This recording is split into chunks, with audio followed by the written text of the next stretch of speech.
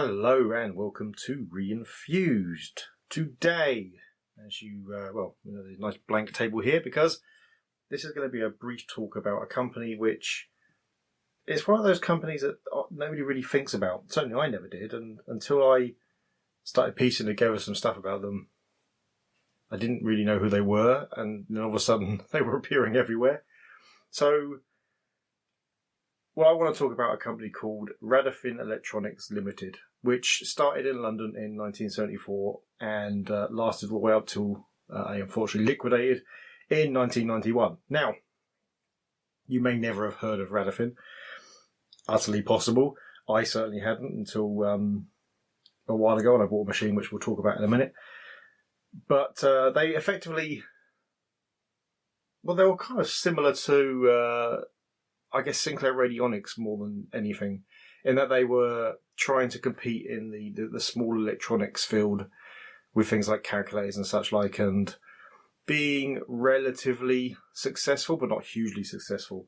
And that was until they they put together a thing called the 1292 Advanced Programming Video System with some help from another company called Audio Sonic.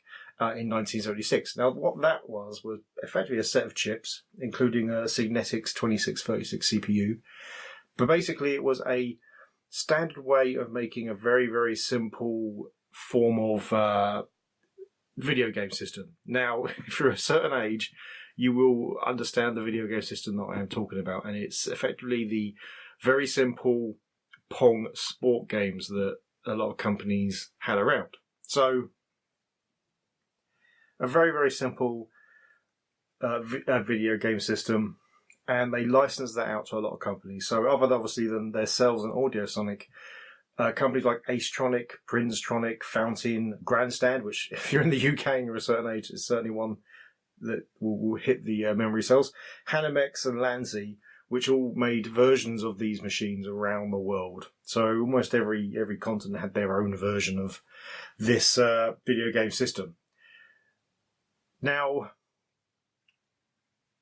these are, these systems are notorious back from when, certainly when I was a kid, because there were just so many of them, so many variety. But they were effectively the same game, just with slightly modified graphics. And they eventually got slightly smarter. So this is what Radofin kind of knocked out. This was their series of computers. So here, this is the tele-sports, and this is the tele-sports 4.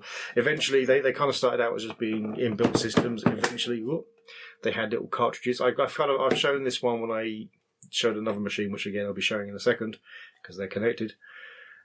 These are basically the same games that all these little machines had, but they just had them on cartridges instead. Now, some games were released for this, but mostly branded with one of the other companies. The actual Radofin ones are quite hard to find.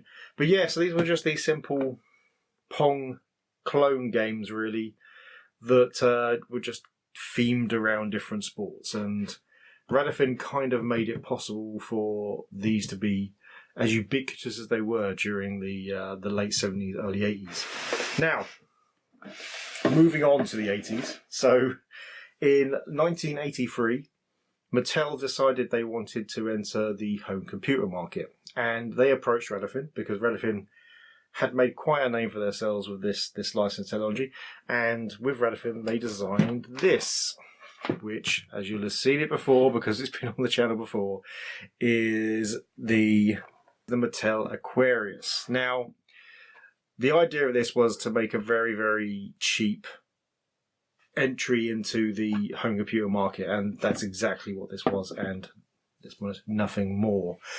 Very little memory, not very much processor power, but it was exceptionally cheap for its time, but it didn't work. It didn't work out. There were just better machines, and people didn't mind paying the extra to get one of those. So eventually this kind of pushed Mattel out of the whole market entirely. So within a couple of years, they hadn't just sold the Aquarius back to Radofin, who did try to sell it on for a while afterwards and tried to release the Aquarius 2, which had been developed with Mattel but hadn't ever been released. But they didn't have any more success, and again, obviously that led to their liquidation as well. But Mattel also ended up selling off the Intellivision line, which was successful for its time, but effectively Mattel had decided that the computer and video game market wasn't one they wanted to be on anymore. So yeah, that's effectively the tale of Radofin. It's an interesting one. They've had probably more of an impact in the industry than anyone would kind of think, really. I mean, these systems, yeah, there were so many of them, and they're a bit of a joke now because because there were so many of them. But the fact they were all based around one, or most of them were based around that one piece of licensed technology that Radofin came up with it's an interesting bit of tech and some clever work on Radofin's part to bring it all together. And then going from that to make not the best entry into the home computer market, but an entry, and again to have another company for a time rebrand it and sell it as their own. It just Radofin are just one of these hidden little gems that you just don't get to hear about. Right. Thanks for watching. If you enjoyed the video, please hit like. If you really enjoyed the video, please hit subscribe. If you didn't enjoy the video, then please leave a comment below. See you next time.